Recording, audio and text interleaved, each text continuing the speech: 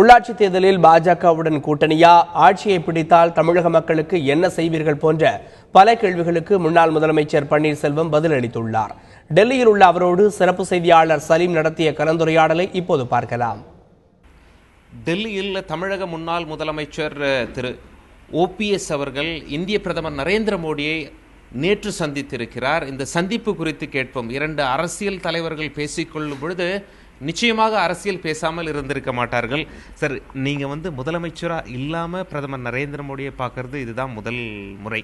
உங்களை பார்த்தவுடன் நரேந்திர மோடி எப்படி வரவேற்றார்? அந்த ஃபஸ்ட்டு ரியாக்ஷன் எப்படி இருந்தது? மாண்புமிகு பாரத பிரதமர் அவர்களை நேரில் சந்தித்து தமிழக மக்களுடைய பல்வேறு பிரச்சனைகள் தீர்க்கப்பட வேண்டும் என்றும் பல்வேறு கோரிக்கைகளை அடங்கிய கோரிக்கை மனு ஒன்றினை மாண்புமிகு பாரத பிரதமர் கொடுப்பதற்காக அவரை சந்தித்தோம். அவர் அன்போடு எங்களை உபசரித்து அதனை கவனமுடன் கேட்டு உரிய நடவடிக்கை எடுக்கிறேன் என்று சொல்லியிருக்கிறார். ஆரம்பத்தில் உங்களை முதல்ல பார்க்கும் பொழுது திரு மோடி அவர்கள் உங்களிடம் என்ன கேட்டறிந்தார்? ஏன்னா ஆரம்பத்தில் எப்படியும் உடனே தமிழகத்தின் வளர்ச்சி பற்றி உடனே பேசியிருக்க மாட்டீங்க. உங்களுக்கு நீங்கள் தமிழ்நாட்டின் மீது மிகுந்த அக்கறை கொண்டவர். ஆக்சுவலாக அந்த மெமரண்டமில் நிறைய இஷ்யூஸ் கொடுத்துருக்கீங்க. ஆனால் முதல்ல உங்களை பிரதமர் பார்க்கும் பொழுது என்ன கேட்டறிந்தார்? நன்றாக இருக்கிறீர்களா என்று கேட்டார். நானும் நன்றாக இருக்கிறேன். பாரத பிரதமரும் நன்றாக இருக்கிறீர்களா என்று கேட்டால் அவரும் நன்றாக இருக்கிறேன் என்று சொன்னார். நீங்கள் போகிறதுக்கு சற்று முன்னால் அதே இல்லத்தில் ஒரு புக் ரிலீஸ் ஃபங்க்ஷன் ஒன்று நடந்தது. அதில் திரு தம்பிதுரை அவர்கள் வந்திருந்தார். நீங்கள் நேரம் கேட்டு சந்திப்பதற்காக சென்றிருந்தீர்கள். ஆனால் அவர் அந்த ஃபங்க்ஷன் முடிஞ்ச பிறகு, அதாவது பிரதமரை சந்தித்ததாக சொல்லப்படுகிறது. அதை அவர் தவிர்த்திருக்கலாம் என நீங்கள் நினைக்கிறீர்களா? பிரதமர் அவர்கள் யாரை வேணாலும் எப்பொழுது வேணாலும் சந்திக்கலாம்.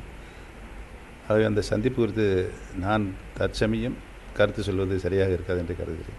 சரி, இப்போது நம்ம ஆக்சுவலாக தமிழக மக்களிடம் பேசி பார்க்கும்பொழுது என்ன தெரியுது அப்படின்னா, பாஜக இவர்தான் அடுத்த ஜனாதிபதி வேட்பாளர் என்ற களத்தில் இறக்கினால் திரு OPS அவர்கள் அதற்கு ஆதரவு தெரிவிக்காமல் இருக்க மாட்டார் அப்படிங்கிற மாதிரி மக்கள்லாம் பேசிக்கிறாங்க. உண்மையா? இந்திய குடியரசுத் தலைவர் தேர்தல் இன்னும் அறிவிக்கப்படவில்லை. அறிவிக்கப்பட்டு பல்வேறு கட்சிகள் வேட்பாளர்களை நிறுத்துகின்ற நிலை ஏற்படும் பொழுது அனைத்து இந்திய அண்ணா திராவிட முன்னேற்றக் கழகம் புரட்சித் தலைவர் அம்மா அவர்கள் சார்பாக நாங்கள் கலந்து பேசி நல்ல முடிவை அறிவிப்போம். இப்போ தமிழகத்தில் உள்ளாட்சி தேர்தல்கள் வரவிருக்கிறது. பாஜகவுடன் உங்களுடைய கை இணையுமா? உள்ளாட்சி தேர்தல் வந்தால் அது பற்றி நாம் யோசனை செய்து எங்களுடைய முடிவை கலந்து பேசி தெரிவிக்கிறோம். இன்ஃபேக்ட் ரஜினிகாந்த் அரசியலுக்கு வர்றதை பற்றி இப்போ தீவிரமாக பேச ஆரம்பிச்சிருக்காங்க. அவரே பேச ஆரம்பிச்சிட்டாரு. அவர் ஒரு சில தலைவர்கள் எல்லாம் புகழ்ந்து பேசியிருக்கிறத நீங்கள் எப்படி பார்க்குறீங்க? ஸ்டாலினை பற்றி புகழ்ந்து பேசியிருக்காரு, சீமானை பற்றி பேசியிருக்காரு, அன்புமணி ராமதாஸை பற்றி. இவங்க எல்லாரையும் புகழ்ந்து பேசிட்டு சிஸ்டம் சரியில்லைன்றாரு. இந்த அரசியல் தலைவர்களை புகழ்ந்து பேசியிருப்பதை நீங்கள் எப்படி பார்க்கிறீர்கள்? அரசியல் ரீதியான தலைவர்களை திரு ரஜினிகாந்த் அவர்கள் புகழ்ந்து பேசியிருப்பது அவருடைய பெருந்தன்மையை காட்டுகிறது.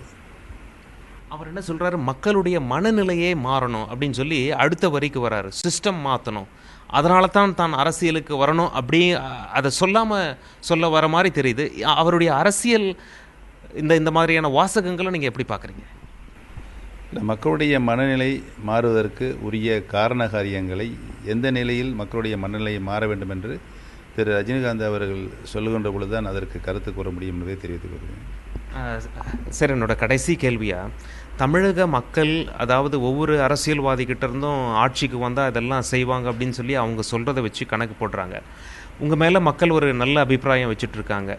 நீங்கள் ஆட்சிக்கு வந்தீங்கன்னா தமிழக மக்களுக்கு என்ன செய்வீங்க? இன்றைக்கு இருக்கின்ற சூழ்நிலை, மக்கள் எதிர்பார்ப்பது, இளைய தலைமுறைகள் எதிர்பார்ப்பது, மாணவர்கள் எதிர்பார்ப்பது, இளைஞர்கள் எதிர்பார்ப்பது, எந்த ஒரு அரசாக இருந்தாலும் அது ஊழல் இல்லாத அரசாகத்தான் இருக்க வேண்டும் என்று தான் இன்றைக்கு இருக்கின்ற தலைமுறை, அனைத்து தலைமுறையும் அனைத்து தரப்பட்ட மக்களும் அதை எதிர்பார்ப்பாக இருக்கின்றார்கள். தேர்தல் மூலமாக 5 ஆண்டுகள் பதவி பெற்று ஊழல் அரசாக இருந்தால் அந்த அரசு 5 நாட்களில் தூக்கி எறியப்படுகின்ற ஒரு நல்ல ஆரோக்கியமான சூழ்நிலை இப்பொழுது ஏற்பட்டு இருக்கிறது என்பதை தெரிவித்துக் கொண்டேன். நாங்கள் ஆட்சி அமைக்கின்ற பொழுது ஊழல் இல்லாத அரசாக இதயம் டாக்டர் புரட்சித் தலைவர் எம்ஜிஆர், இதயம் புரட்சித் தலைவர் மாண்புமிகு அம்மா அவர்கள் ஒரு மக்களாட்சியாகத்தான் அந்த அரசை நடத்தி வந்தார்கள்.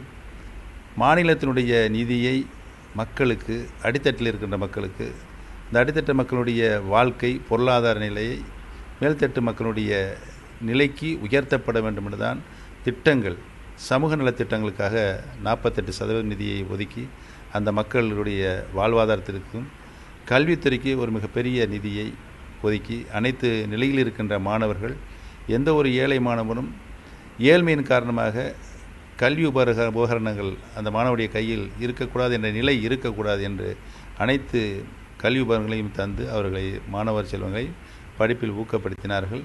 ஆக ஒரு மிகப்பெரிய ஒரு சமுதாய சீர்திருத்தம், மறுமலர்ச்சி மாண்புமிகு அம்மா அவர்கள் உருவாக்கி தந்திருக்கின்றார். அந்த அடிப்படையில் எங்களுடைய ஆட்சி அமையும் என்பதை தெரிவித்துக் கொள்கிறேன். உங்களுடைய தகவல்களுக்கு மிக்க நன்றி சார். டெல்லியிலிருந்து தந்தி செய்திகளுக்காக கேமரா பர்சன் பூபேந்தர் சிங்குடன் சலீம்.